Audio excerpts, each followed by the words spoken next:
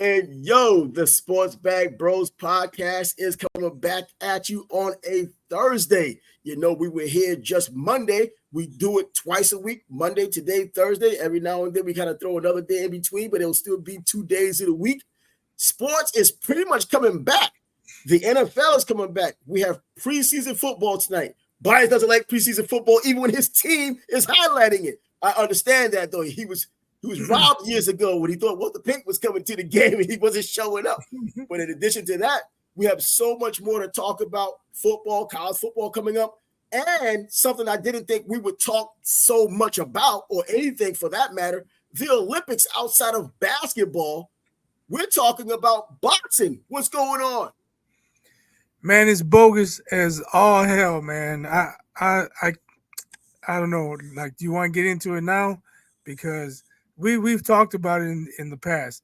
A man or somebody born as a man has no business playing anything in no competition against women.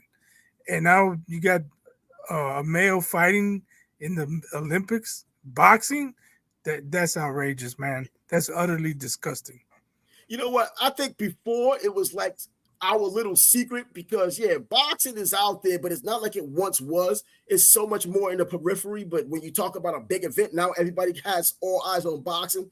This time, the rest of the world is watching because the Olympics, even though I don't believe it's as big as it used to be, it's still freaking huge. It's something that everybody seems to watch, especially the smaller countries, because, hey, this is the one time they get to shine.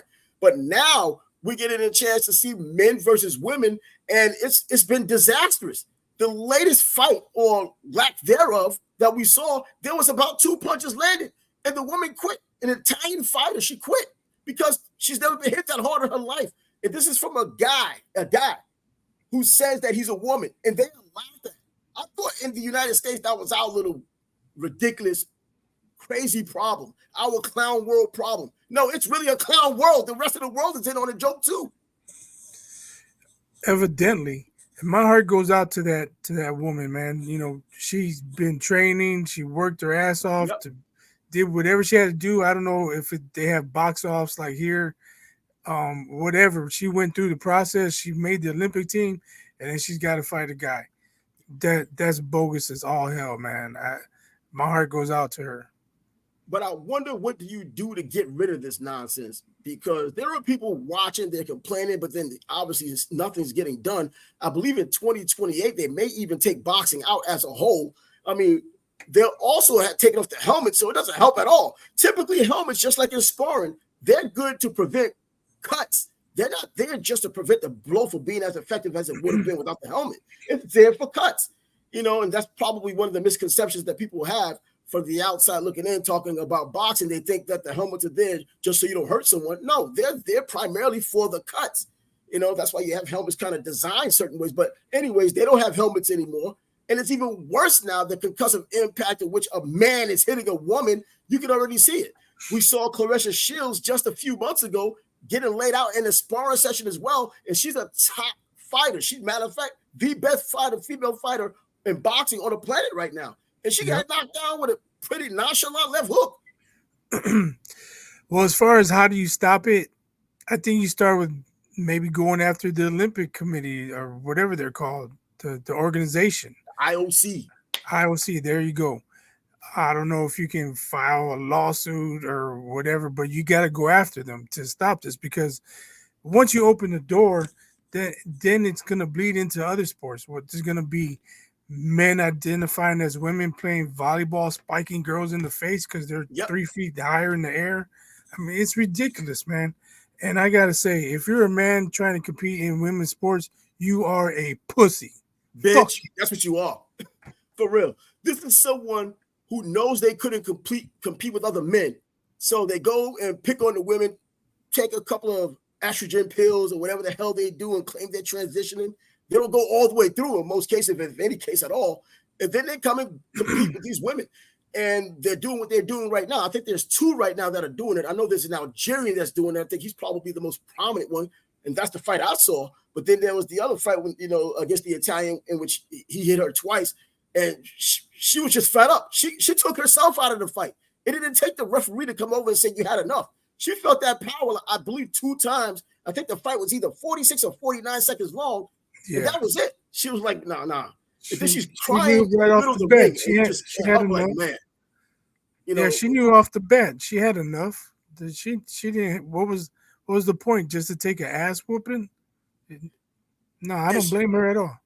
And she trained for all this time. She said growing up, her family or her father always said she was a warrior, this and that, all the other. Of course, a warrior within real parameters, whereas the best female warrior, and that's what you would look forward to in the Olympics. I mean, look, women have just been allowed to start fighting in the Olympics not too long ago to begin with. A few Olympics back, they were allowed to start getting into the Olympics. Now, they're getting a bit of a foothold because boxing is more famous or more popular now than it was back then.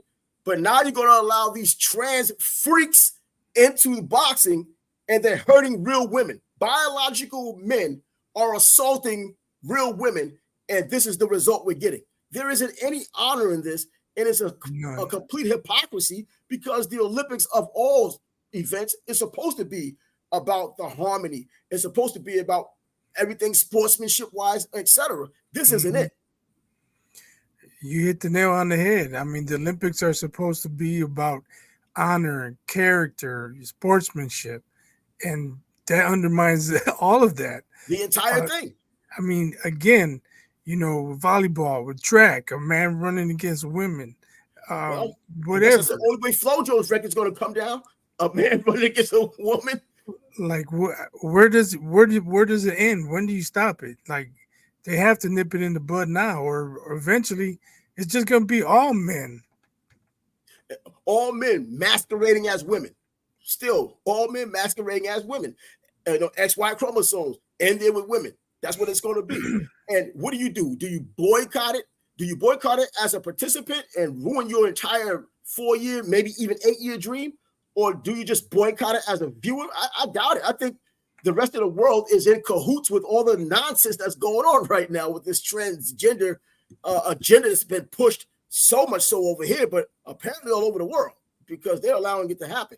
They're looking at boxing and the Olympics as something, we don't want it to be like pro boxing. We don't want this to look degrading. But then you do something like this. This is the lowest of the low. Right. I mean, in pro boxing, men don't fight women. But I can only speak for myself. I don't have to boycott. I haven't watched a single second. You know what? It's just this topic. I couldn't help but come across it because it's everywhere.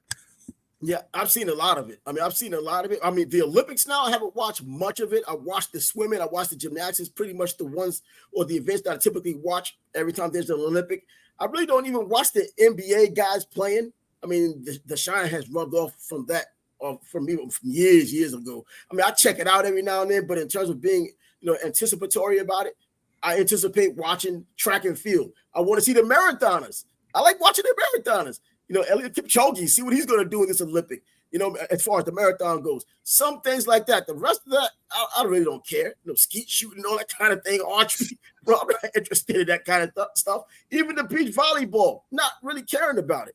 And I don't even think it's a patriotic thing. It's a boredom thing. Those things are boring as hell to me. Right?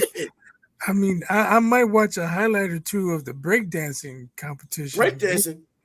Yeah, I heard there's breakdancing in the Olympics now. See, another sport I didn't know that was out there. Just like is it a sport? I didn't know was out there. If dancing is in the name, is it really a sport? They wear Kangos with the blue box. I grew up, and I know you did too, and you were in NYC. Yeah, in the hip hop era, breakdancing, graffiti, bro, rap, it was everywhere. DJ, all that, right? Popped off. And I come from those days. Hey, you, the Rocksteady crew. I know all about that. Rocksteady, bro. It was hot. I was big. So, I mean, I still watch a breakdancing video on YouTube once in a while. And I heard it's in the Olympics. Yo, bro, man, but I didn't know there was breakdancing or whatever dancing, even any kind of ballroom dancing. I didn't know any of that stuff was in the Olympics, if anything at all. Ballroom now, watching the skateboarding the other day, talented, and I'm not surprised that I think Japan got a gold medal in it. Creative as hell over there. Come on, call it what it is. When it comes down to creativity, man, these Asians, man, they just know how to do the illest things, from the gymnastics all the way to something like that. They're just creative as hell, and they have the body type to do it. Yeah, but what was it? What event was it? Skateboarding. Oh, skateboarding. Okay. Yeah, I mean, some of the baddest breakdance crews I've seen come from like Korea, South Korea, No, they just know China, how to do that, Japan. man, with their body, Yeah. man. The little pretzel thing, they get a lot of nice height on whatever the hell they're doing. They just whatever it is you're doing, they just know how to take it to another level and do it better in a lot of cases. I mean, I'm seriously just I guess it's a cultural thing. They just put 100% focus on whatever it is. Not that everyone else doesn't, but everyone else doesn't have the perfect storm of dedication and their body type and all those things that come with it. They may be 5'3", being able to jump high and get more flips out of it. Well, you're 5'6" with the same desire to do it, but you probably can't. Well, if you look, I'm sure like kung fu, karate is incorporated into breakdancing, and it has to be. Come on. So there You you can't tell go. me the flying kicks and all those things. They already have that background. It has to be, man. man. Already have that background. And you look at Tony Hawk and see how he does what he does. We're in awe of it. He's a legend because of it. Does he still do it? Like, I don't think they're threatening his legacy because he's done it for a long period of time. But first impressions say, damn, they're on their way. They're on their way. So, but anyway, we start off with boxing. So hell, I guess we might as well slide into whatever little bit of boxing we can talk about this weekend as Bud Crawford finally comes back after over a year off, beating Errol Spence last July 2023. We're now in 2024. He's decided to fight again. He's fighting Israel Medramov. And there's no real buzz at 154 pounds. It's for a title. He's moving up from 147, trying to get another belt. I don't know if he's trying to unify the titles to get a big fight with whoever's at 154. Charlo, after that embarrassment, I don't think Charlo wants to come back to boxing, let alone 154. But maybe this is something he does before there's a catchweight fight, possibly with Canelo. Fingers crossed. But I saw a little interaction with him and Eddie Hearn, and then I saw a thumbnail, something to the effect that beef with Eddie Hearn is going to lead to a Canelo fight. We'll see about that. But I also saw, I didn't get to watch the video, Andre Ward called him a monster after he sparred with him. Yeah, they sparred. Yeah. Did you see the whole sparring session? No, I didn't see any of it. I didn't get a chance to watch it, but I thought that'd be interesting considering Andre Ward's size. Yeah, and he's been out for a while, so when you talking sparring, bigger gloves. I know they weren't trying to kill each other. Exactly. That's the point of sparring, man. You're supposed to work your strengths and weaknesses and all that. But for something like between these two, I would just expect it to be a little go. That's about it. But but the video I had gotten, someone sent me a link, and it was pretty much like Rocky and Apollo Creed at the end of Rocky 3, where they did all this stuff, but as soon as they're about to punch, you turned it into a still shot. And that was it. That was it. Come on, man. And then I'm hearing stories about other people who did see it tell me how it went. Oh, he looked all right. He looked this and that or the other. But you can tell they weren't going all out. Okay, whatever. Come on. Yeah, but so this is what's happening. I'll have to find that video and watch it. See what they show. Yeah. This fight isn't something, because it's Bud, you want to see. Because he's moving up, you still want to see. I think Madrimov has 10 wins. He's a 10-0 fighter, but it has an elaborate amateur career, which should not be dismissed. We saw Lomachenko going for a title shot in his second fight, and because he was 396-1, I think he got more props for that amateur record than anything else. So I guess after all that repetition as an amateur coming into the pros, I mean, the intrigue itself, can this guy win a title in his second fight? He put up a decent fight, but Orlando Salido was able to beat him. Ultimately, he still became a champ, and hell, he's going to be a future Hall of Famer because of it. So you can only leave yourself to understand or believe. I wonder if he didn't just stay in the amateurs for so long, getting the gold medal twice, didn't go 396-1. Just come out like American fighters. Get about 100 fights for his weight, 150 fights. That means you get to do a whole lot more in the pros. But like a lot of Cubans, they stay in the amateur ranks, and then when they defect, they come over here and they ultimately play or fight as pros. But yeah, this fight is just not one fight. Did you see the boy talking about AJ's mom? No, I have not heard that. He called her a hoe. What? I didn't see it. I just saw AJ's mom a hoe. Yeah, he called his mom a hoe. I think he was a nice dude. I didn't see the video.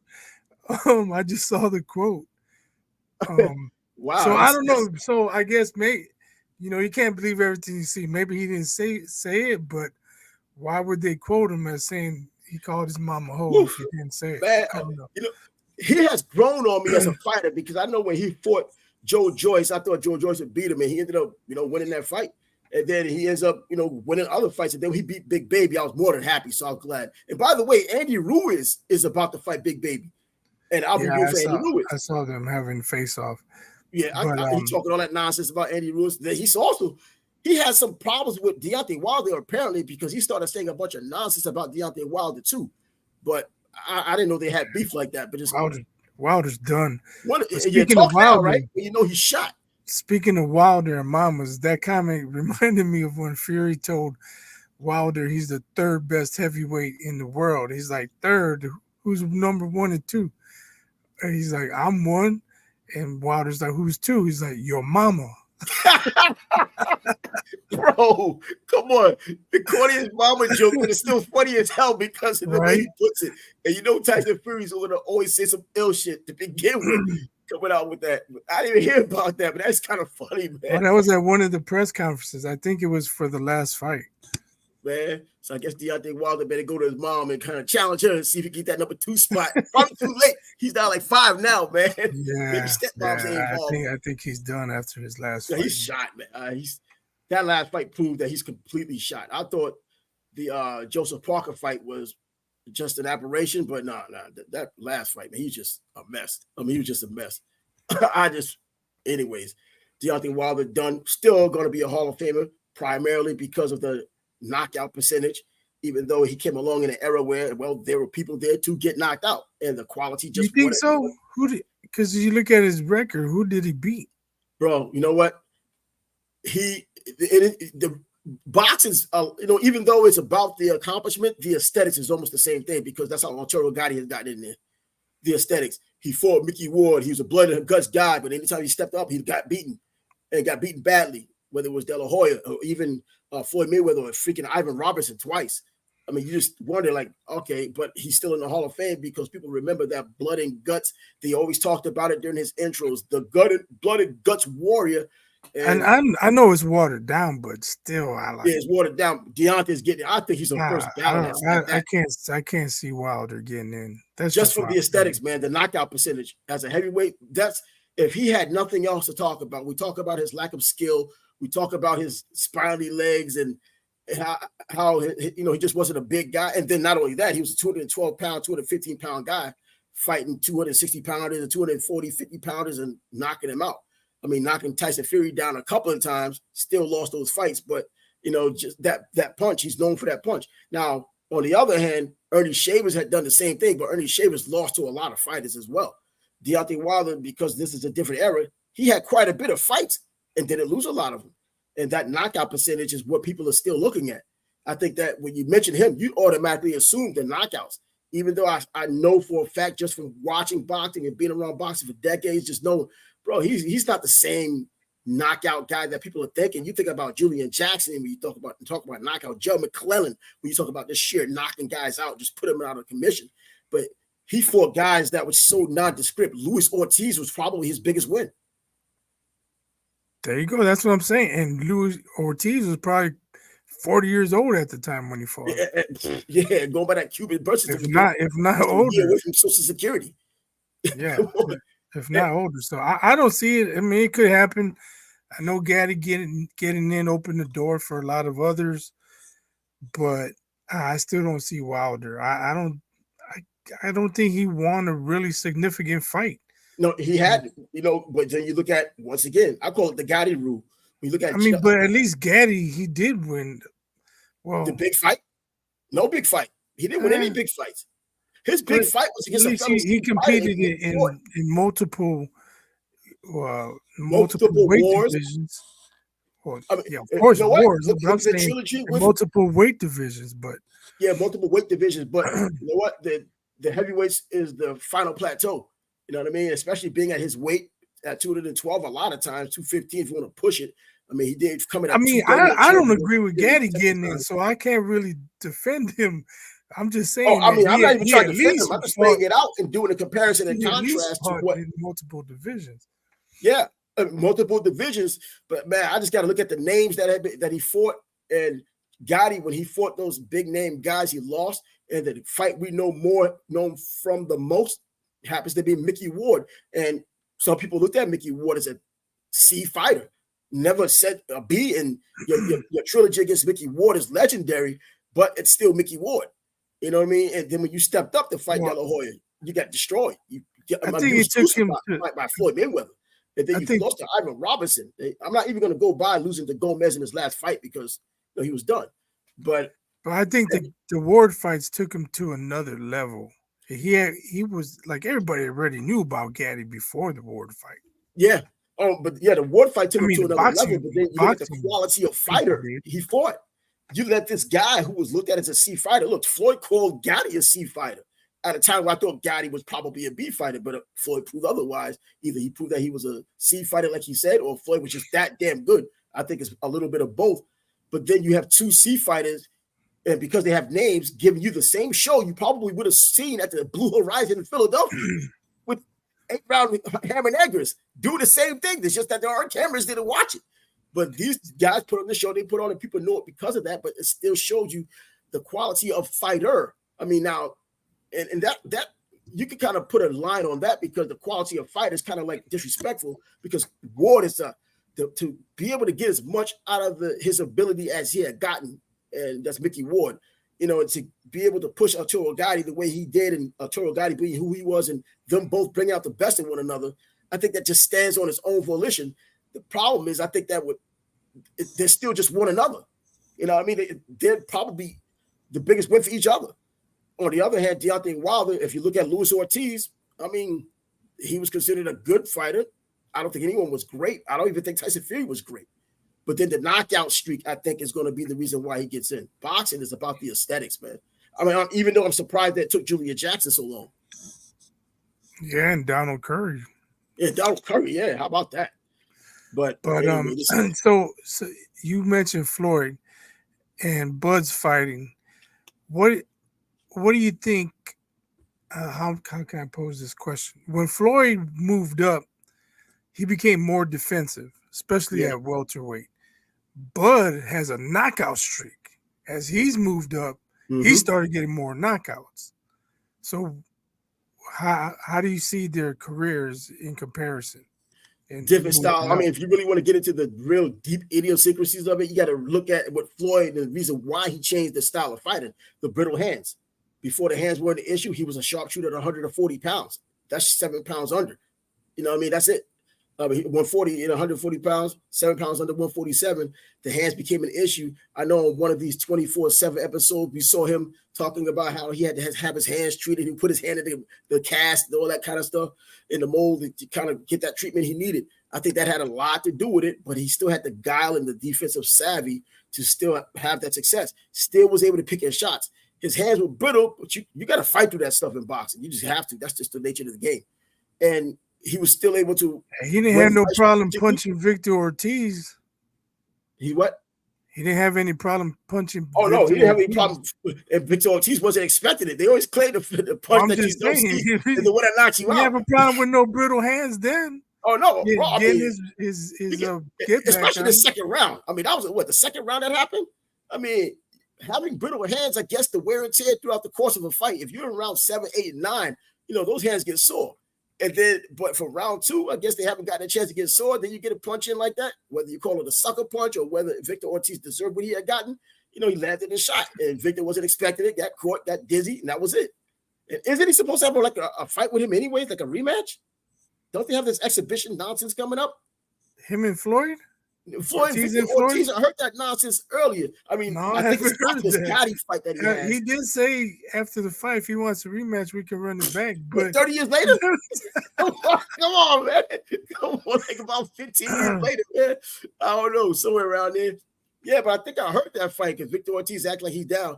That's another guy I think I don't think he threw his career away. I just think he could have been better than he turned out to be. Victor Ortiz was that talent. Yeah, I mean, he has some skills, has some decent power, but not too bright in the ring. I mean, well, we know that part. Keep your hands up at all times. Protect yourself at all times, bro. Yeah, well, yeah, protect yourself at all times. We've seen that a few times with not just Floyd Mayweather, just other boxers, whether on YouTube or some other fight you might I have mean, watched. but getting back to that fight, like how many times did he want to hug Floyd? And like Oh well, people mad. Oh, that was a cheap shot. That was a cheap man. that was He had no hugged cheap shot, Floyd. bro. Protect yourself. Yeah, he had hugged Floyd twice at least and And the headbutt. apologized. How many times you want to hug him, man? Yo, it's a fight. You should have been ready, dog. And if you want to headbutt him to begin with, you wouldn't have to worry about a hug. You know what I mean? First of all, so don't headbutt him intentionally to begin with.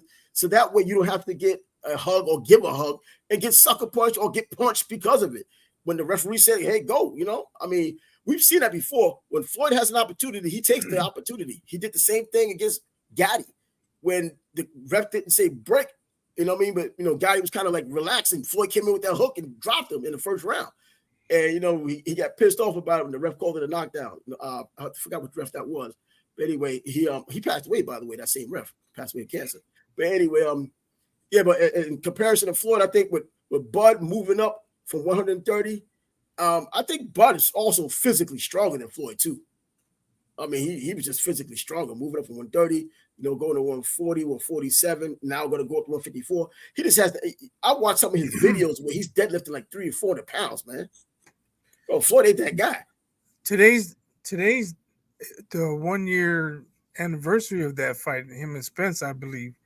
So I've been seeing clips of him versus I thought they Spence. fought in July, but either way, it's a year. Or maybe it was yesterday. And what I noticed was Spence, who everybody thought was the bigger guy, he couldn't move Bud. Like he's leaning on Bud, and Bud pushed him off to get space and throw his punches. I'm telling you.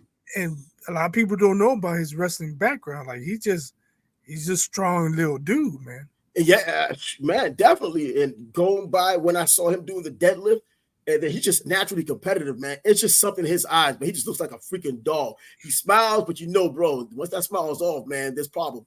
You know what I mean?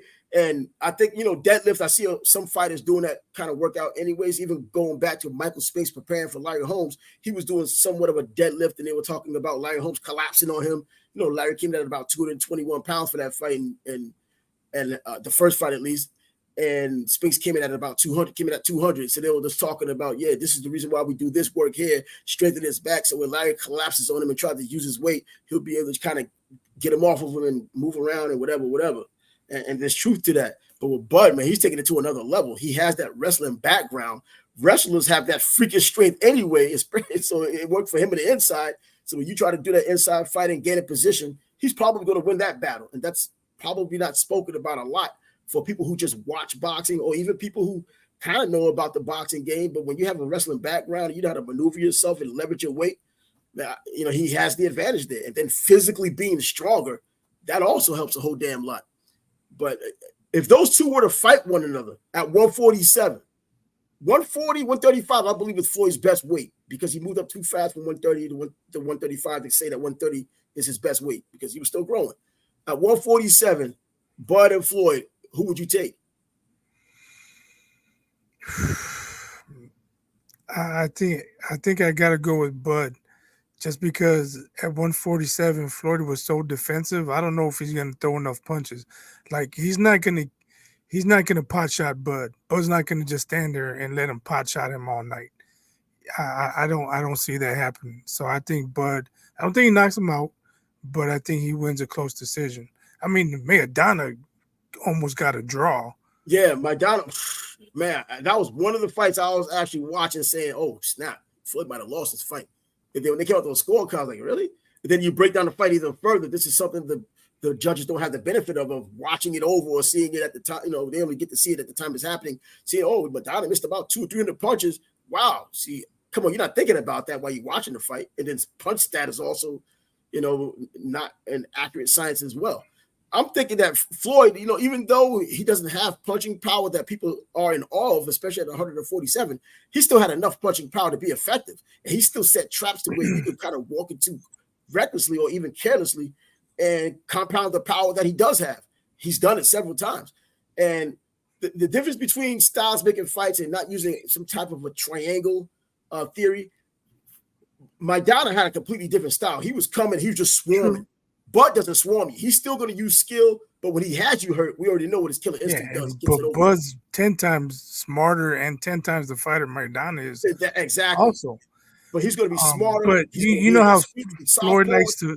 likes to put his elbow on you and push and shut. That shit Yep. ain't gonna work on Bud. Nah, not his He Bud. ain't moving, Bud.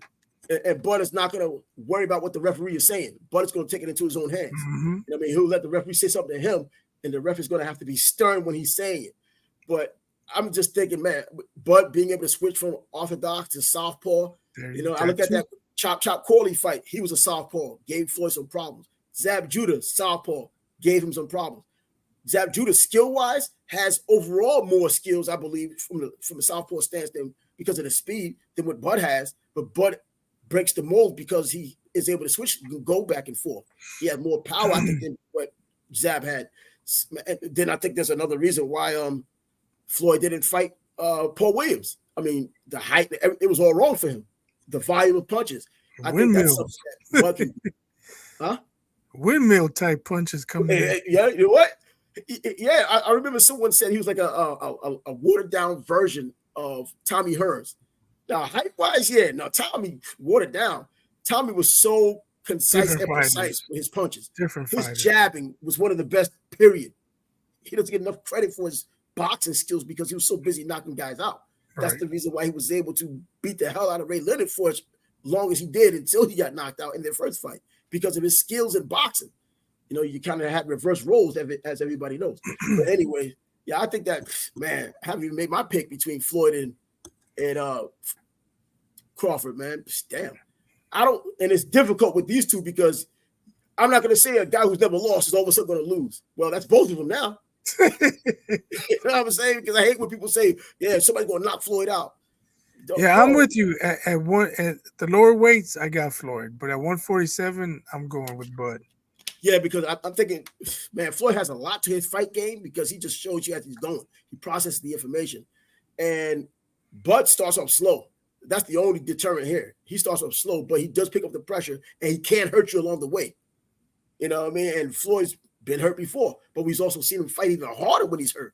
That's an underrated trait of what Floyd had. But, man, the diversity. Mosley had him on Queer Street. Twice. But then Floyd ended that same round backing him up, walking him down. So I'm like, wow. So Zab Judah, after that first 4 rounds, Zab Judah's the champ of the 4 rounders. He and Butterbean should get something going. For real. But Floyd, processed that information and then ended up wiping that fight out and frustrated him so much. The melee happened in the ring. But, man, I think I'll have to go with Bud, man. I know there'll be some Floyd people out there. No, man, no. Because they still tell you how overrated Bud is. They tell you about his resume being weak. I've seen it just today. So but if you're one of those that calls Floyd TBE, then he's overrated because he's not the best. Come on, that's a cult right there. The TBE people, those are cult members. Those are David Koresh / Floyd Mayweather fans.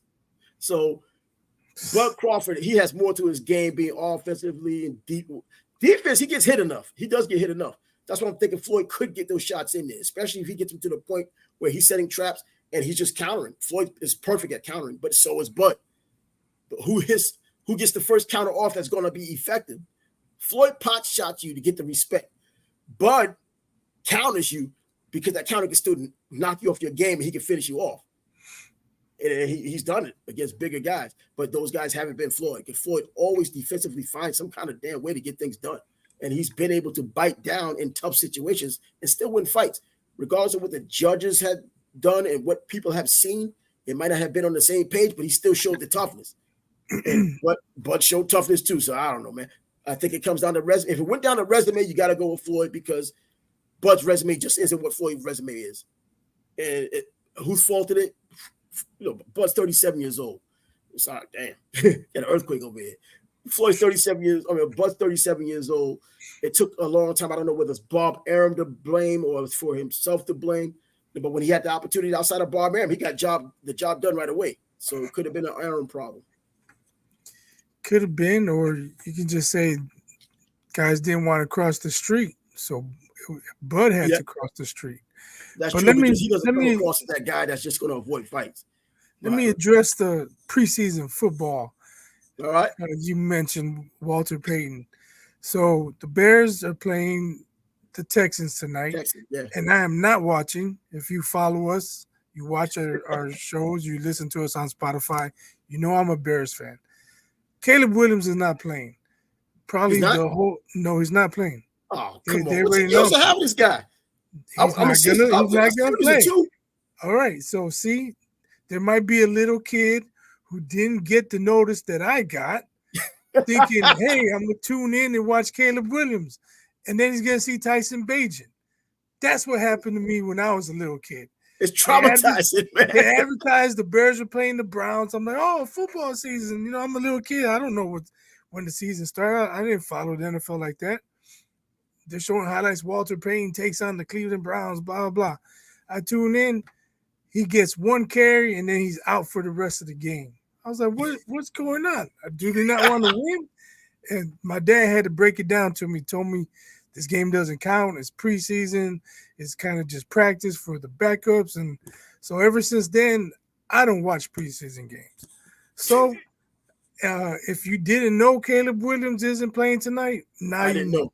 So I knew there was some talk about him not playing, but I thought they were just bluffing. I was like, how would you not put him in there for a series or two just to see how he responds? Have you been hearing any news about what he's doing up there anyway, just in training camp? Yeah, he did an interview with ESPN that I watched earlier, and I like what he's about. You know, at least he's saying the right things. But he said he came in and he wants to learn everyone's names. He wants to know about them. So he's trying to, be a good teammate. He and some others, they're on the TB12 diet. He went somewhere and they were yelling Packers suck, and he joined in saying Packers suck, Packers suck. So hey, so far everything I've seen from Caleb, I'm down with him, man. I'm happy with what he's shown so far. There's been some reports that he looks good in practice, but again, it's practice. Exactly. But it better than reports that he's looking bad in practice. So right Well, now things are on the up and up. they did say this is their generational player and this is their quarterback, supposedly for the future, as a number one pick overall. That you hope it would be for the future.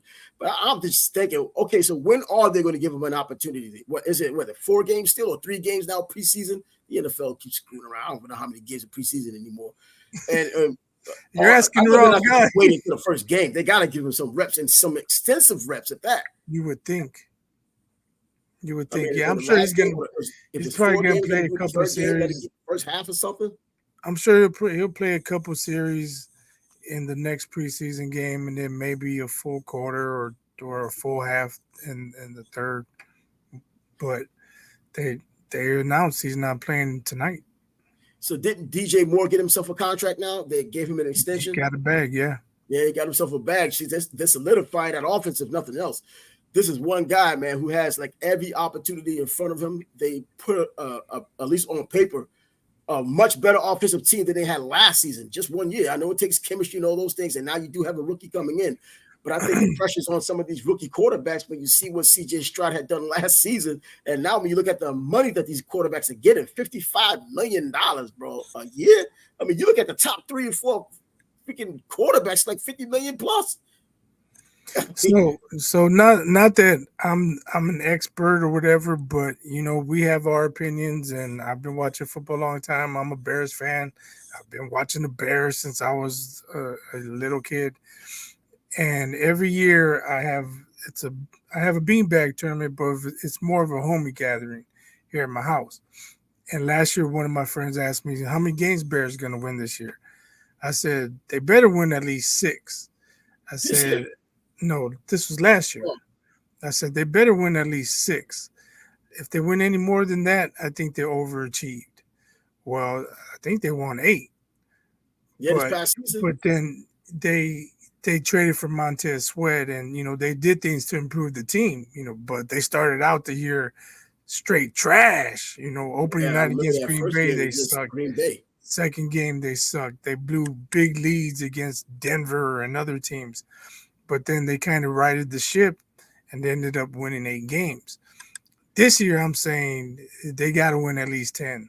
With all the talent they have on offense, the defense was good. last year. They had some rookies play well. You would expect that they improve. You know, to your boy Tariq Stevenson, guys Mm-hmm. on the D line. They're talking Bears have a top five, if not better, secondary. They just need somebody on the other side of Montez Sweat to rush the quarterback. Hopefully, the kid from Kansas, I can't remember his name, but he a lot of people say he was a first round talent, but for whatever reason, he fell in the draft, On and I the think the drive. Bears got him in the third. But you know, with that defense, if they perform up to last year's level, the offense should be much better. You know, barring injuries, they better win at least 10. And if they don't, to me, it's Caleb Williams' fault. Yeah, well, you know what? They did all of this for him. Now let's hope that Caleb Williams don't end up being like Richardson last year, decide to run the ball and get it injured. You know, but he doesn't run as much as Richardson. He actually can try to read defenses. He's been in the passing offense, so you know his arm is there, or as they would call it, arm talent is there. He can make all the throws. That's how you do it as a number one overall pick. And yeah, it probably would be his fault because he has every way to succeed with his team with all the moves they made, especially offensively, just for him, even in the backfield, making it happen the way they're doing. So yeah, it's going to be. I'm interested in seeing that. This is one of those times when it doesn't have to be your team for you to be interested in another player. Now, I'm not saying that he's Barry Sanders, but he had that kind of effect. At least if you're looking to see what he's doing, you know, even though you weren't a Detroit Lions fan, you were still checking out Barry's stats. You know, whatever you could. This is before the internet, so either getting a newspaper the next day or whenever, or checking out Sports Center if you could, and seeing what he had done for that day. Bo Jackson, another one of those players. You was looking at his stats. You know, he wasn't on your team, but you got to see what Bo was doing if you didn't see the highlight. Yeah, man. But So Dave Wanstead comes on the radio quite often, sports radio here in Chicago, and he went to the practice, and he said the coach staff was gracious. You know, they invited him in. They let him observe practices, and they talked to him different things. And he said the two things he was most impressed with was the speed on the defense and Caleb Williams out of the pocket.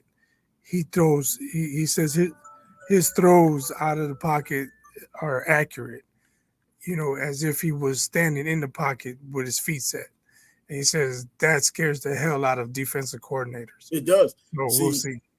Well, and Dave Wannstedt, you know, you can say what you want He about was him a as a head defensive coach, coordinator. as a coordinator, yeah. And then also in college, I mean, he also did a lot of analysis with college, so he sees players, you know, during college as well. So he's not just showing up, getting a chance to see him just for this little window of time. He's followed him as much as he's been a top player since he's been at either Oklahoma and going out to USC. So he's been around to watch those guys. So this isn't his first, second, or third time checking him out. So he could probably notice the differences between what he saw in college and what he's seeing right now. College football is now here as well. And everyone pretty much, I think, around the country started practice yesterday, the 31st of July, the Wednesday. Everybody started practice. Today's the second day. I know for the Miami Hurricanes, today's the second day of practice. Of course, the defenses are still ahead of the offense, like typically the case would be. They have about 30 days before they're playing the Gators in Gainesville. So yeah, man, you got all these teams. You look at the Big Ten. I mean, Raiola shows up for Nebraska. They say he looked like Mahomes. I was about to say there's a lot of buzz he got going on. Yeah, he showed up. He showed up. For some reason, looking like Patrick Mahomes. Yeah, right. The hairstyle similar, the same type of glasses, everything. With the shades. You know, the rest of the face had some similarities. See, and another then person I like Patrick to see. Mahomes saw it. He said, "Yeah, that's my little cousin." I don't know if that's true or not. But together. hey, reach out to 15, Dylan, and get all the info you can. Yeah, man. Knowledge, man. I tell you what, man, that's another player you get a chance to look forward to, even though he's not part of your team. I like seeing that from players throughout the country. When they're top players coming out of high school, you want to get a chance to see, okay, are they going to live up to the hype? I remember when Adrian Peterson came out. I mean, I knew he was the number one player in all of high school football. He came in Oklahoma, just showed up right away. It was he and Tommy Harris just killing it on Oklahoma. Like Tommy Harris was a freshman before too, dominating, and then Peterson comes in dominant as a running back, which is very difficult, even in the Big 12, not being as dominant back then as it is now. Well, no, it's not now, but just being a freshman. I mean, just being a freshman doing that well. Mm-hmm. So yeah, man. Yeah, and then you look at the rankings. They have, I think, Oregon and Ohio State in terms of the odds, may be the team with the most wins or may have a chance to win the national championship. I think I read an article about Georgia has room for one loss because the SEC is going to be that tough. Now adding Texas and now adding Oklahoma, and I think they're going to Alabama this year to play. So it's going to be tough anyways, tough sledding. The Big Ten, in which your coach, Matt Rule, says is the NFL of college football. So, man, don't let that Michigan win after all these years from a Big Ten team all of a sudden be the reason why they're a top conference. They are a top conference. I think they're just behind the SEC, just not last season. Now, this time, you do have those Pac-12 teams coming to the Big Ten, Oregon in particular, Washington, but Oregon, I think, is the flagship team. Ohio State holding the fort. Michigan's taking steps back. Michigan State, by the way, Mel Tucker suing Michigan State now, also claiming his civil rights were violated in the process. So that's something we're probably going to get a chance to talk about later. Didn't they have his text messages and everything? Exactly. That's what I'm wondering. You know what? Bro, you were married and doing what you were doing against an SA, as people know on the YouTube channels, SA, no victim. Come on now. You just can't. It's a bad look all the way around. I don't know how you end up looking good. You're not going to get, I doubt he's going to get any more money. That wasn't me. I didn't text. Somebody had my phone. What are you going to say? Well, so who's that on the phone then, making those moans and groans? As she said, she was on the other line, shocked. I don't know. Anyway, well, that'll be it for right now. Just a little bit of a truncated show, but we'll be back at full force again on Monday. This weekend, we have the boxing match coming up between Bud Crawford and Medvedev. What's his name again? Medvedev, Israel Medvedev. That's what it is. Israel Medvedev. And, well, whatever nonsense the Olympics can continue to bring, hopefully they just stop the madness and nothing happens. I hope this thing that's boxing doesn't get a gold medal. But in any event. I got to do something before we sign out. I should have done it earlier. To the IOC for allowing this to happen. If anybody or anything ever deserved it, this is it. This is right now. And that's if you listen on Spotify, I gave 2 fingers to the IOC. And I think it can only get worse because there are going to be other sports, like you said. It could be something they put some guy identifying as a woman in track and field, and that'll be the only reason why someone beats Flo Jo's 100-meter record.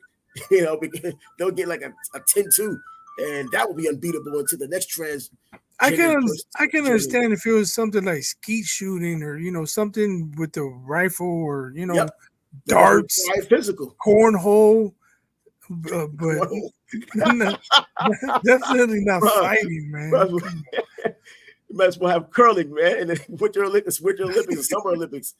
But anyway, our Trav and the Sports Bag Bulls podcast is going to sign off. But until Monday, we'll be having some results, of course, and being able to talk about what Bud had done. We're taking it for granted he's going to win this fight relatively easy. We shouldn't do that because anything can happen in boxing, but I'll take my chances with this one. He's biased on Trav. Until Monday, deuces. Peace.